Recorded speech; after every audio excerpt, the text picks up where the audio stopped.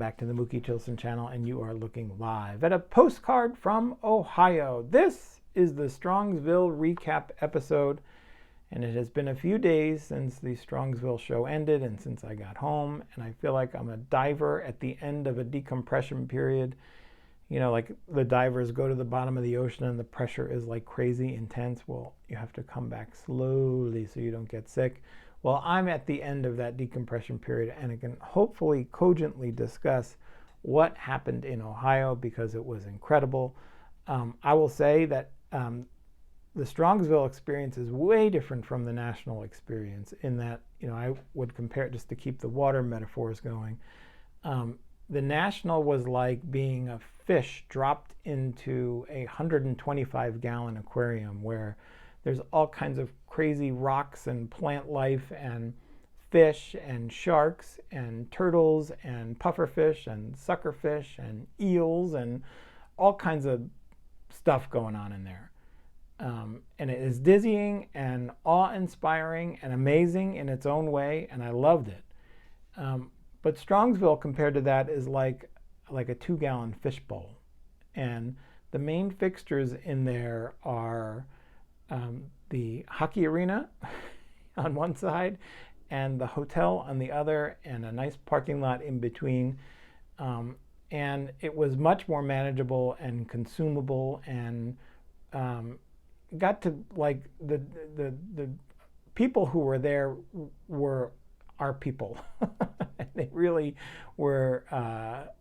It was just a much different and more interesting experience in that ride. Not better or worse, but it was different, and I loved it. And so I have a whole Jenga tower of items here to go through and to show you.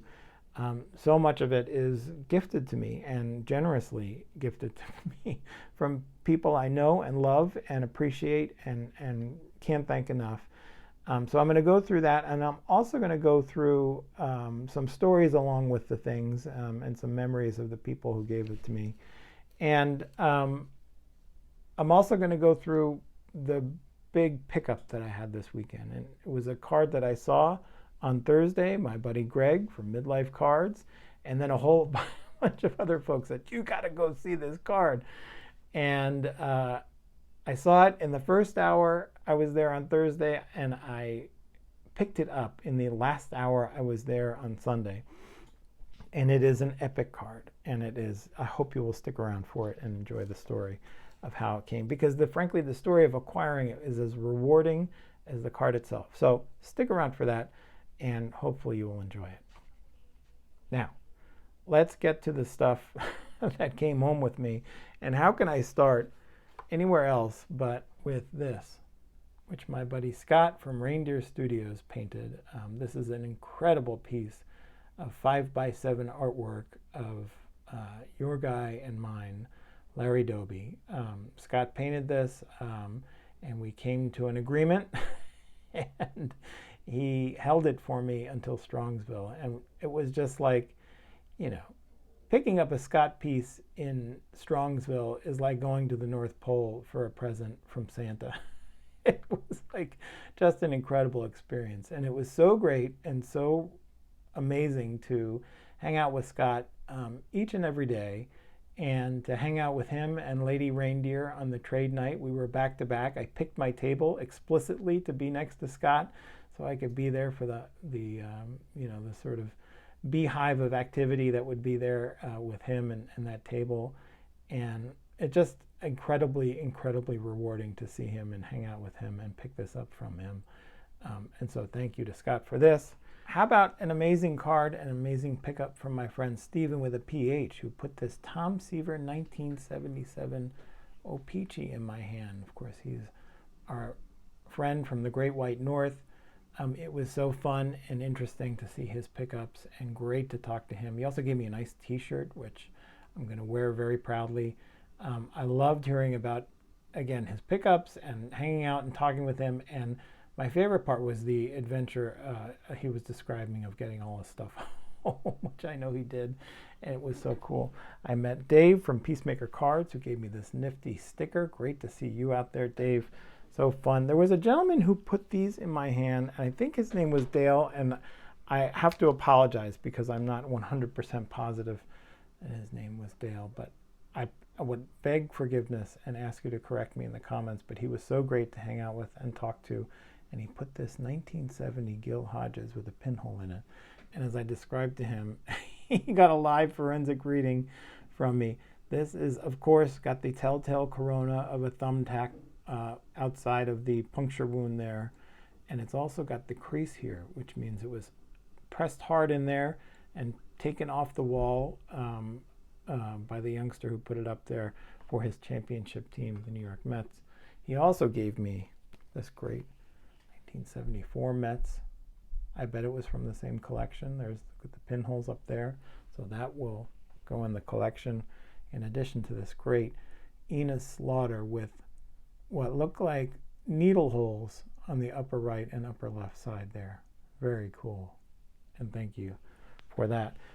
There was a gentleman named Brian who was at the at the YouTube Hangout on Friday night, who brought a wax box of Donruss 1986. And so I got to open a Donruss pack, and I got a bunch of people threw me their big hits, which were the Darryl Strawberry, the Dr. K, Dwight Gooden. This card is so cool. You got a Gary Carter, of course, Kuzman in the wrong uniform as a Diamond King, the great Nolan Ryan, a great post-Mets card of him. So thank you to Brian for bringing those packs to the meetup. How about this guy? Do you guys listen to this podcast? I listened to this podcast on the way down to the show, and Tony, the Southern Collector, turned me onto this. But do yourself a favor and listen to what Dan Wallach is doing. It's called At Shoeless Podcast. He had an episode with a Mickey Mantle collector, a great friend of Mickey's, who had incredible and amazing stories, and Dan Wallach was there. And Dan Wallach came to the trade night and bought some vintage baseball magazines from me, so I really appreciated that. And so there's Dan Wallach. My buddy Keith, the basement card collector, not the basement card collector, the lonely basement card collector, gave me these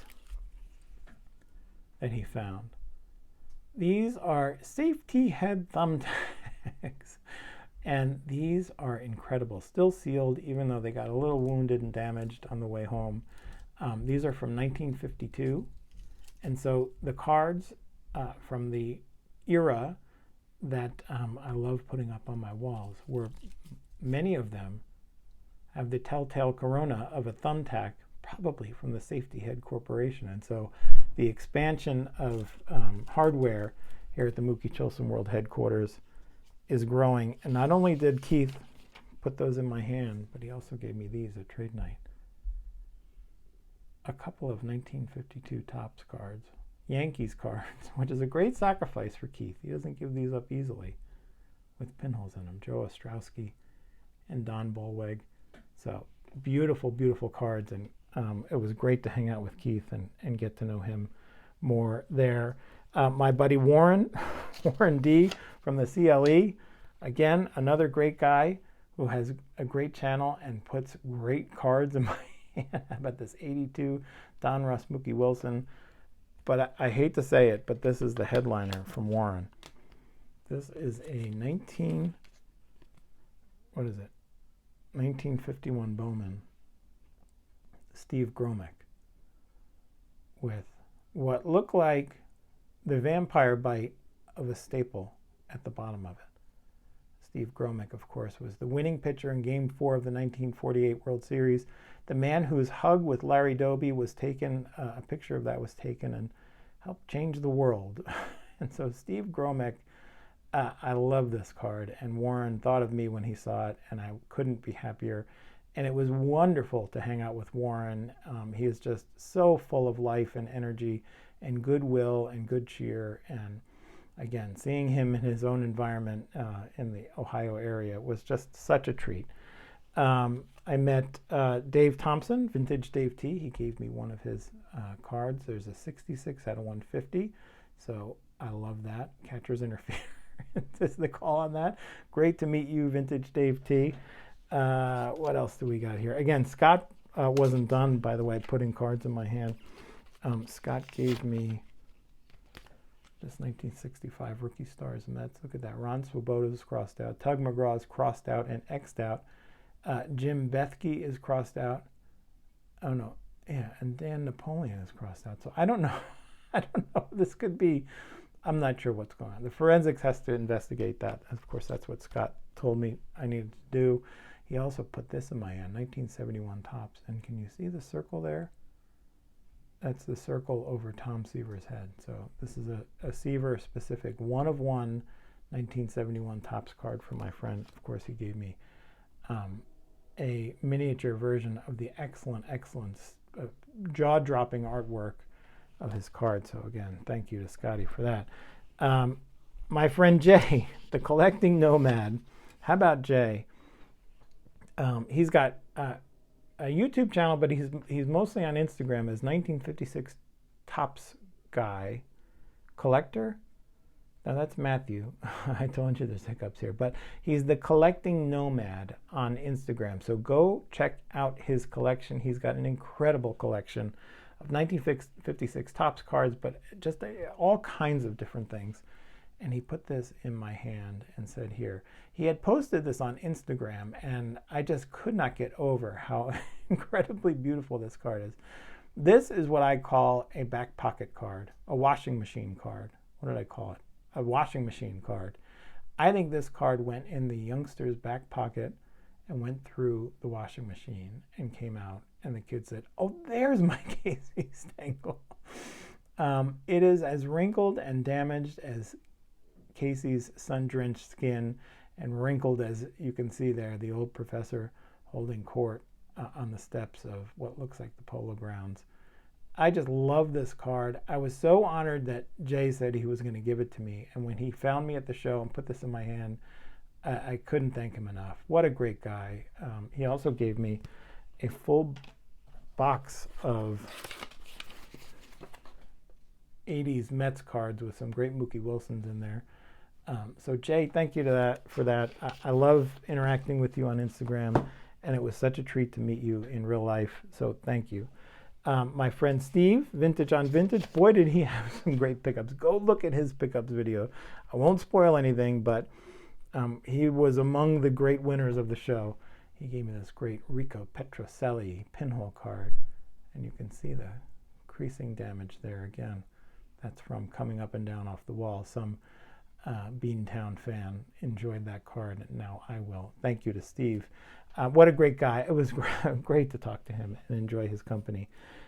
Chris, who has a great old, I'm told by Chris, his channel was called All-Star Sports Cards. Do I have that right?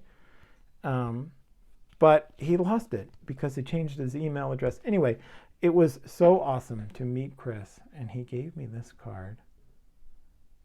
It has a pinhole in it. Let me take it out of here. This 1961 Topps Al Kaline. What a treat to meet and discuss life and cards and collecting and everything with Chris. I can't wait to see the videos he puts out when he starts doing it again because I kept urging him. He's just such a smart and thoughtful guy and a great collector, and I'm sad that his content is gone and missing now, but I hope he does more. So Chris, really a treat to meet you, and thank you for that Al Kaline pinhole card.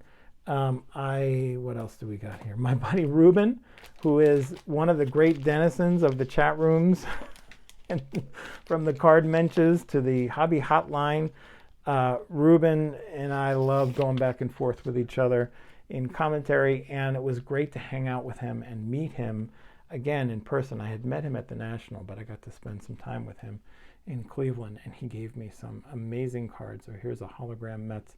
He gave me this Stadium Club DeGrom, which I was at that game. I painfully told him the story of what was going on in this image because I was there with Sons of Mookie and Lady Chilson all the way in the left field stands.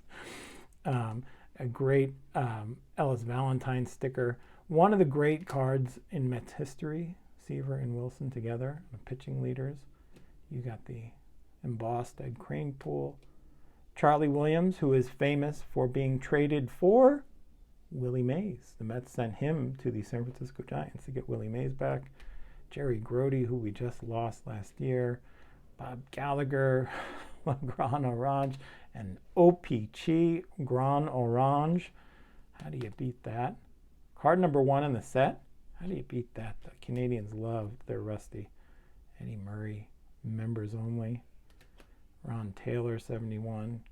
Gary Gentry. This is the guy that they thought was going to be better than Nolan Ryan, so they dealt Nolan Ryan. How about this Al Jackson?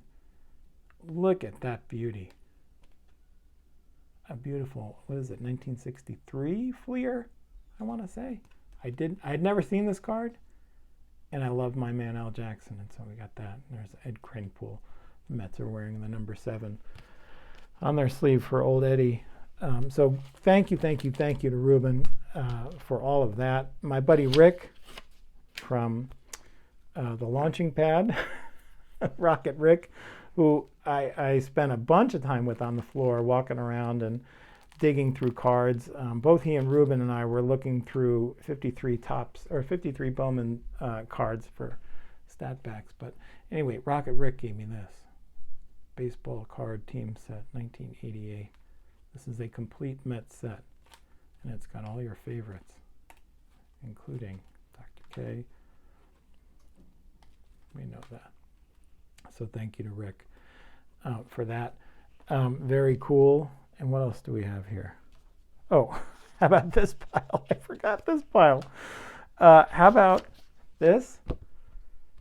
A sportscaster from my buddy Sammy Thunder. Sammy, I had hoped we would be able to drive out together from the New York area, but we were unable to do it. And I was almost glad because of the way Sammy stopped and along the way was pretty cool and impressive. And I'm sure you've seen all the video he shot.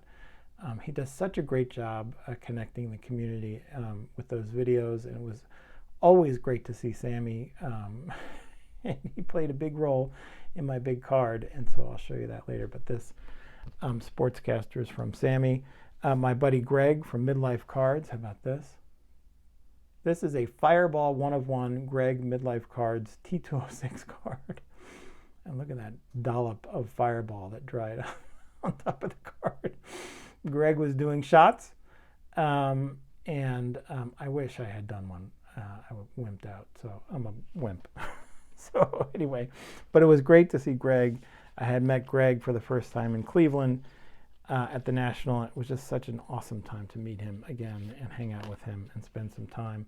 And he handed me some cards from the coach. Coach sent me cards by way of Greg, including this amazing Larry Doby, Jackie Robinson's on my mind, which is super cool, of the 1951 50 pose on the Larry Doby. He also sent me this, a beautiful battery, maybe one of the best batteries ever, Johnny Bench and Tom Seaver. He sent me, he knows I appreciate this guy, Bill Buckner on the bottom. He sent me a Keith Hernandez. Beautiful, non-mustachioed Keith Hernandez on the cards. And he sent this, and as Greg told me, he said, tell Mookie, he's got to have one of these cards. Coach is such a discerning eye. Look at the centering on that card. Totally beautiful, totally appreciate it, but the coach wasn't done yet. He also sent along this Minnie Minoso biography, which I can't wait to read, and surprise, surprise, when I opened it up, would you believe it's autographed by Minnie Minoso himself and the author of the book, by the way. But Minnie Minoso signed it, and I have to ask a Spanish speaker what it says above it. I think it says, for Ronaldo, sin something, sin elementa, I want to say. Maybe Orlando can help me out. But it's just beautiful and a great book and a great gift, and I just love it. Thank you to the coach. Speaking of autograph cards or autographs, Darren from Return to Collecting, who has one of the more epic pickup videos there is out right now, which you should go watch, put this in my hand. How about a 1971 Topps on-card autograph of Tom Terrific himself? Look at that. Beautiful. what a great gift. What a great time hanging out with Darren. Boy, does he know how to collect, and boy, does he know how to tell a story. I loved hanging out with Darren and spending a bunch of time with him in Strongsville, as I did with my man Mike Petty, who at the trade night ran up to me with a pile of cards in his hands. He goes, "Here, you have this one?" I said, "No, I don't." And he said, "It's yours." This 1968 Topps game, Willie Mays. Mike Petty is like a human highlight reel. Hanging out with him is like no one else. And boy, was it a treat to see him and watch him do his thing in human form. Talk about a force of nature. I'm so glad I got to hang out with Mike Petty. And speaking of people I was glad to hang out with, these are from my man Tony, the Southern Collector, who did not have to do this, but these are two killers. The 1973 Topps candy lids of Willie Mays and Tom Seaver. And Tony had stories about Buck Showalter and his dinner that may have been the most memorable moments of the entire show. And you have to find him and ask him in person to tell you some of these stories, because they were jaw-droppingly hilarious and awesome and amazing. And hanging out with Tony was just great. What a great guy. What a great fun thing to be with him. And I truly appreciate his friendship, all the friendships that I made. I do not want to forget this card, by the way. This is not a card. This is a record. This was given to me by Jeremy, a collector from Northern California, from Sacramento area, who is friends with the coach and with Greg, and who came out to Strongsville for his first event. So we sort of compared notes on that front. It was great to meet Jeremy at the YouTube get-together, and then hang out at trade night and on the floor and see his incredible pickups. He did quite well. He got, I won't spoil it for you in case he wants to share it, but he got a mantle of his own and many, many more cards. But he brought this to trade night and said, "Here, you take this." He was looking to, he had dupes of the mantle from the Auravision set that he bought. And boy, was this impressive. I love this. I love the picture, the image, the sky, the facsimile auto. It's just all so cool. And it was a real treat to meet you, Jeremy. And I loved hanging out and chopping it up with you. But let's get to the big pickup of the weekend.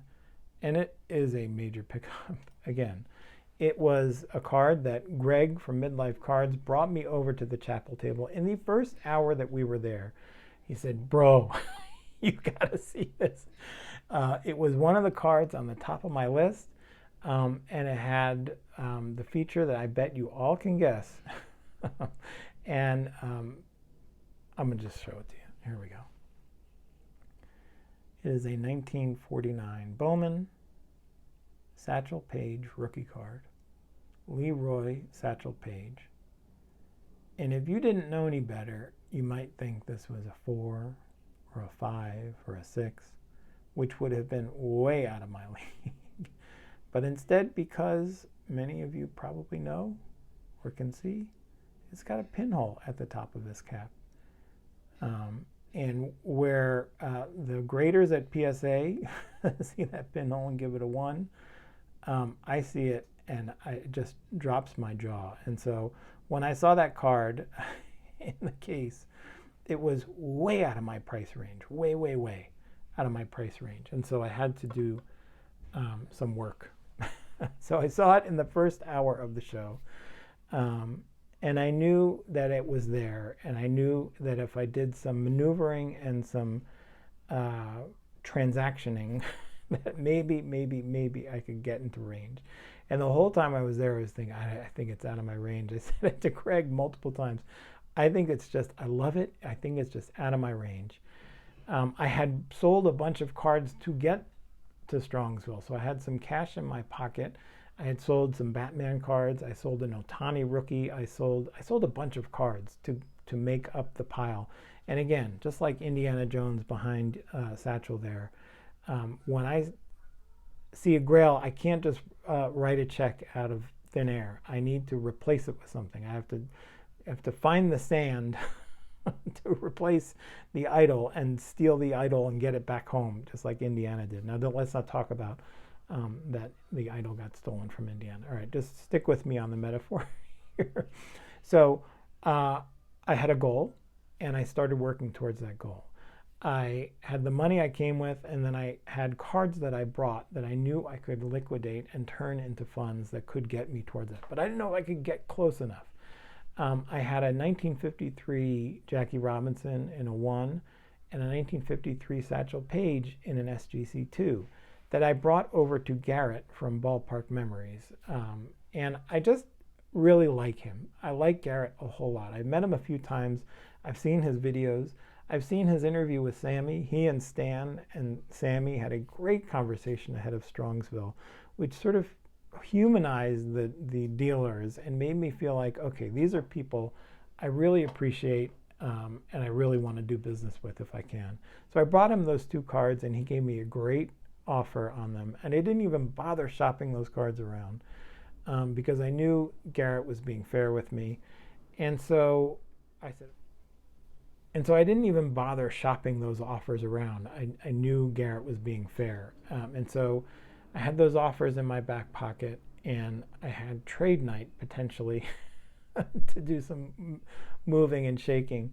And I brought a bunch of cards to trade night. I brought a beautiful 1954 Topps Yogi Berra that I ended up selling to Stan from Stan's baseball cards, Stan's vintage baseball cards, which was great.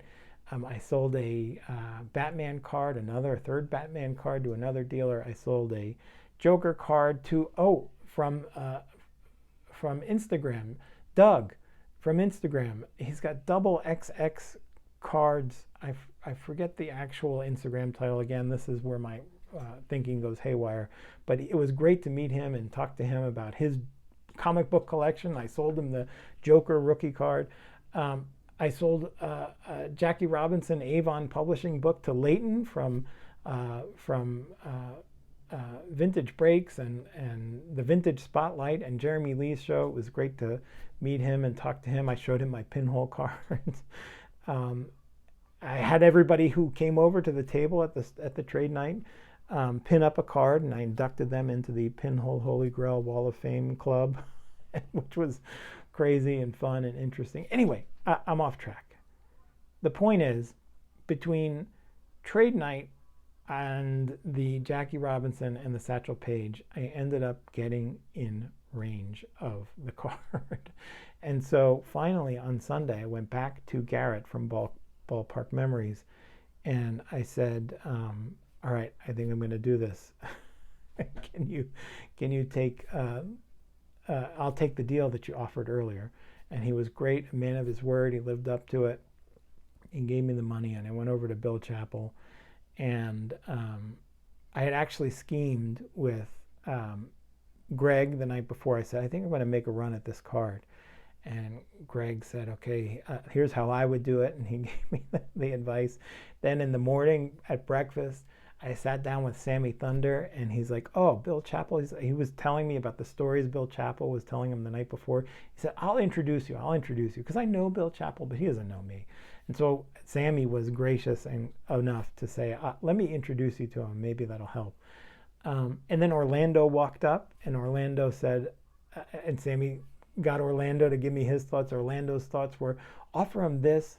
No, I was going to offer him X, and Orlando said, no, go lower than that. Start lower than that. And he'd be crazy not to take your deal. There was actually, and part of the thing was, there was another Satchel Paige at the Tim Payne table that I could go to if it didn't work out with Chappell. But it wasn't as good as this one. It wasn't as glorious as this pinhole Satch. And so finally, with Sammy by my side and Keith from the Lonely Basement by my side, we walked over to the Chappell table, and I started the negotiation. I said, I know you're at this. Can you do this? I used Orlando's low number. And he came down a little bit, but not all the way. And then I said to him, using the Greg Captain midlife advice, I said, okay, listen, there are two of these cards in the room. One is at Tim Payne's table and one is at your table. Both of them are in the ballpark, but I need to be at this price to get it done. And it was $100 less than what he had originally quoted to me. And he said, okay, you got it. You got it. So I shook his hand. I have the story a little bit out of order. I said, okay, then I need to go liquidate. I didn't liquidate the satch yet, so I had to go over to Garrett and get the money for that, and then come back and count it out and give it to Mr. Chappell. But in the end, that's what it was. And I got the card. I got to celebrate. I got to bring it around the show and show people and show them what I got. And how glorious. What a great prize. What a rewarding adventure. Just to get to being able to think about this card. I'm sort of at a loss for words. This card show was amazing, and the experiences will last, and memories will last a lifetime. You know, one of the things I think about, let me take down Indiana Jones here, and I'll take this back to here. You know, in Strongsville at the hotel, we were not the only group there. There was a group of deaf folks who were at the hotel. They were gathered for their own convention of some kind. I think they were all bowlers. I saw them have bowling shirts and bowling bags. It was amazing to see them using sign language with each other. At one point, we walked back into the hotel, and there was, you know, probably 80 to 100 folks in there, all using sign language with each other. The room was almost quiet, but it was full, and they're all signing with each other, which was just glorious and amazing to witness. It was honestly one of the most stunning and memorable things about the show. And at one point, I was walking back to my hotel room, and I saw these two little girls racing down the hall. And they both, one went into the sort of alcove outside one of the rooms, the other went to the other side of the room, and they were kind of hiding from everybody else. And they were talking to each other in sign language across the hallway, and I had to walk between them. And I just looked at them both, and they were smiling and laughing and signing. And it was one of the most beautiful things I have ever seen in my life. And why am I telling you all this? Why am I going through this experience? Well, that's honestly, it's a total correlation to what happens with this baseball card life and this YouTube world. You know, their language is sign language. Our language is baseball cards. And we use that language with each other across the country through YouTube. But when we all get together and we all get to be able to talk baseball cards and talk about life by way of baseball cards, it reminds me of sort of the joy of those two little girls laughing and signing with each other in the hallway. And so that's how I think about this weekend. I love the language of these baseball cards and how it brings us together to a hotel in Strongsville, Ohio, hosted by Scott and Warren and the four collectors who deserve mountains of credit.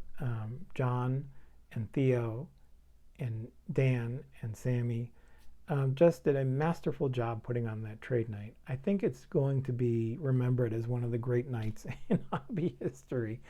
And I was so honored to be there and participated. I was so honored to set up a table that allowed me to get to this card.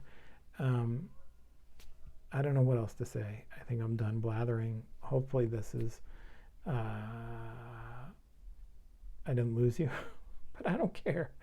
I'm just sitting here talking about baseball cards, and you can either listen or not. Anyway, that's it. I hope you have a great day. Happy Jackie Robinson Day is the day this will be published. Speaking of Jackie Robinson, he's got a new partner in pinhole. There's my Jackie Robinson pinhole card. And maybe I'll start, I'm in the market for a Larry Doby with a pinhole in it. And we'll see how the rest of this Bowman set comes together. Rocket Rick has offered to help me build a Bowman set, so maybe that'll be a new adventure for me. Anyway, thank you for watching. I apologize for the duration, but I'm glad you came along with me, if not to Strongsville, for this ride, and I appreciate it. Thank you.